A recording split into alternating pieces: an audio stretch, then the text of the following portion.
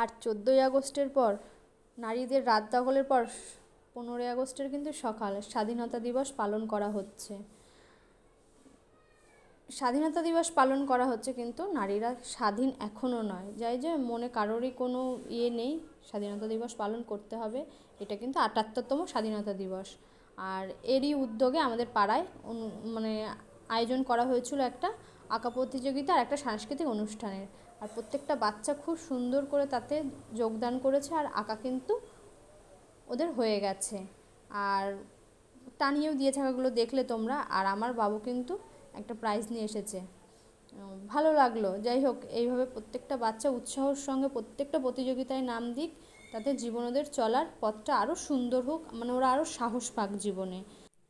আর রাতের কিন্তু সাংস্কৃতিক অনুষ্ঠান চালু হয়ে গেছে। আর এইভাবেই স্বাধীনতা দিবসের দিনটা উদযাপন করা হলো।